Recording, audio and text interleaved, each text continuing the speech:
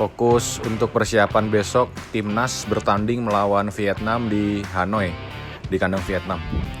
Hari ini tanggal 25 Maret 2024 dan pertandingan akan diadakan besok. Dari beberapa info yang gue denger di beberapa media, di YouTube atau dimanapun, kita tahu bahwa beberapa pemain timnas mengalami kelelahan, mengalami sakit seperti demam atau flu ya. Seperti yang kita tahu ya, sekarang ini kan memasuki musim pancaroba ya, peralihan dari musim hujan ke musim kemarau, yang dimana pada umumnya biasa kita temui orang-orang mengalami demam atau flu.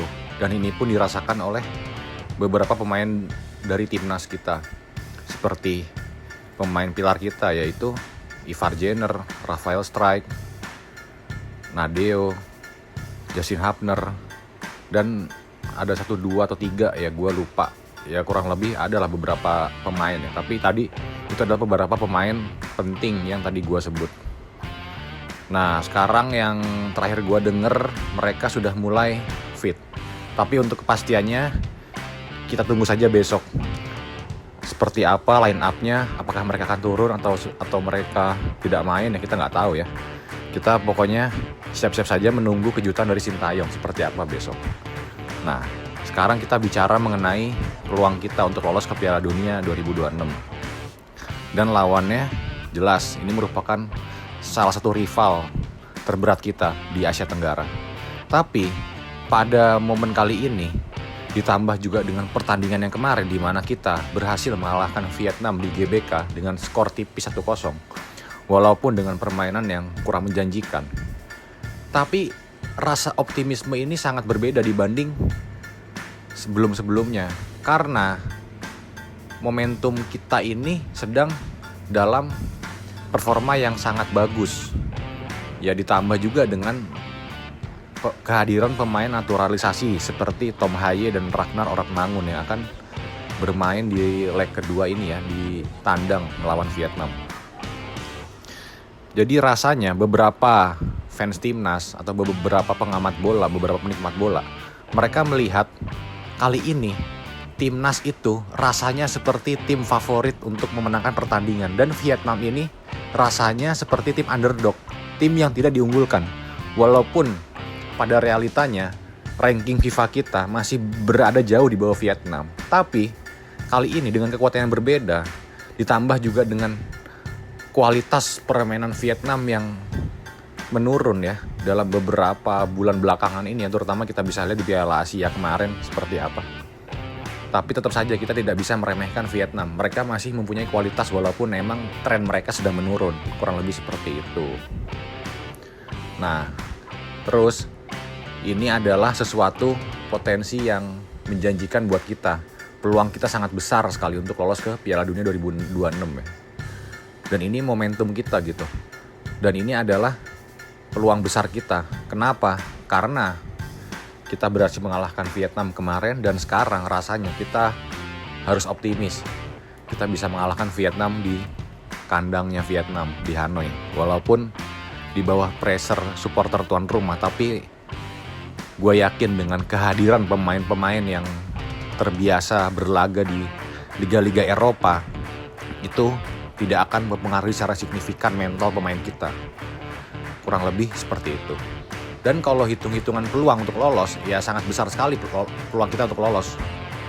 Karena setelah kita melawan Vietnam, kita akan melawan Filipina atau Irak. Gue lupa siapa yang duluan. Kalau nggak salah Filipina dulu ya, atau Irak di laga terakhir.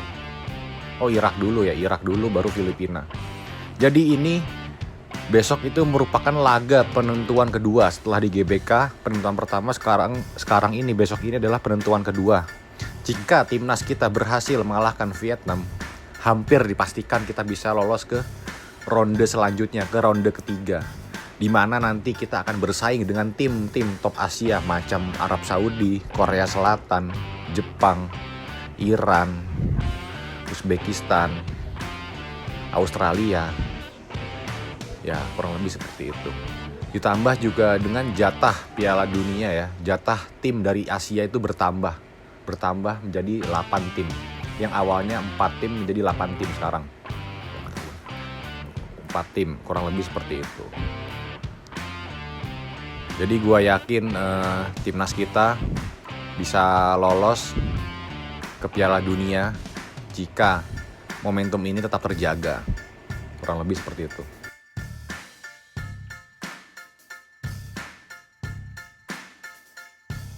Nah, jika kondisinya timnas Indonesia ini mendapatkan 3 poin, artinya timnas Indonesia mendapatkan poin 7.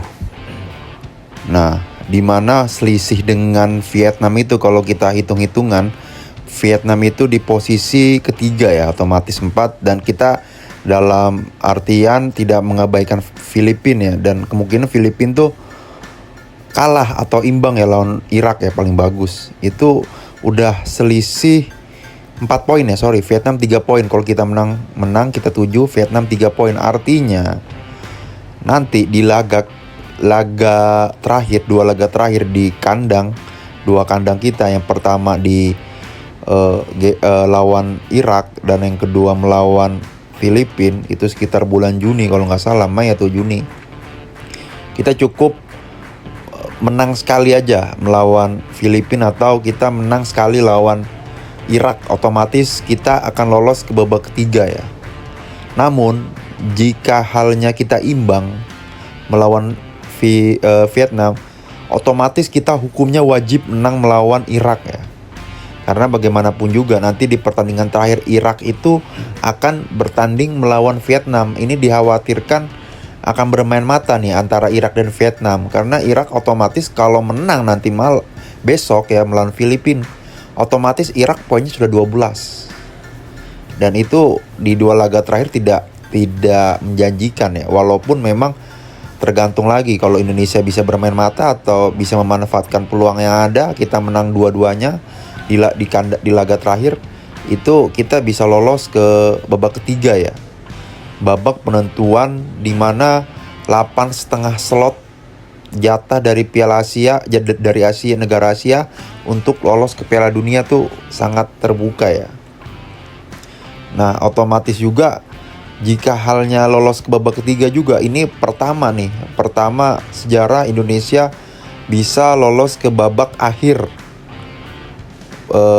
kualifikasi Piala Dunia dan akan bersaing dengan sekitar 5 negara ya. Jadi otomatis di babak ketiga itu akan masuk dalam 3 grup, di mana masing-masing grup itu terbagi 6 negara. Dan Indonesia otomatis akan bermain sebanyak 10 kali ya, karena bermain tandang kandang ya. Dan itu otomatis yang pertama membuat skill Indonesia atau pengalaman Indonesia menghadapi tim-tim besar Asia itu akan terasah. Dan yang kedua itu merupakan kesuksesan ya, ketika Indonesia lolos babak ketiga, kesuksesan Sintayong mengetahui apa yang harus dilakukan timnas Indonesia saat ini secepatnya. Dan ia telah membuktikan jika lolos ke babak ketiga, proyek naturalisasi atau mencari sebanyak-banyaknya pemain keturunan itu dirasa solusi paling efektif ya, bukan solusi secara instan, dimana nantinya perlahan-lahan diharapkan dengan adanya para pemain keturunan yang kualitasnya jauh di atas pemain lokal Indonesia atau pemain asli Indonesia, pemain naturalisasi tersebut akan membuat mengacu dalam perkembangan timnas ya. Dalam artian yang paling awal kita lihat pemain lokal akan melihat kemampuan kita sebenarnya seperti apa. Dan pelan-pelan nanti kedepannya diharapkan klub-klub Indonesia akan melihat nih, akan malu sendiri jikalau ya kualitas kita tidak ada apa-apanya. Jadi bercermin, tidak berpuas diri, tidak hanya fokus kepada juara Piala Tiger, Piala Ciki, di mana itu fokus kita terkungkung di situ, hanya selevel di Asia Tenggara. Jikalau lolos ke babak ketiga ini, itu sangat besar banget manfaatnya ya bagi perkembangan timnas Indonesia. Dan ini menjadi tolak ukur kualitas baik pemain Indonesia, infrastruktur di Indonesia, baik liga maupun infrastruktur kebutuhan sepak bola itu menjadi tolak ukur ketika kita lolos ke babak ketiga nantinya. Dan di mana juga otomatis kedepannya PSSI akan mengembangkan pemain lokal lebih grade lagi. Mungkin saja Rizky Ridho itu akan didorong ke luar negeri, atau enggak Arhan Fikri ya, yang ada potensi-potensi, karena akan berpikir lagi, oh ternyata kemampuan kita di sini seperti itu.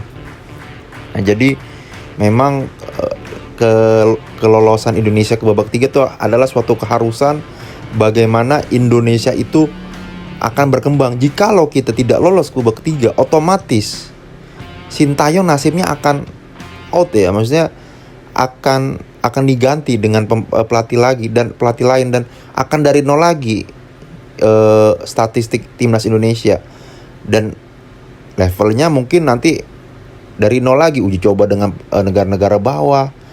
Kalau kita lolos ke babak ketiga, kita bisa melihat ukuran kita peringkat kita sudah otomatis naik, dan banyak sekali manfaatnya ketika Indonesia lolos ke babak ketiga pra Piala Dunia nanti.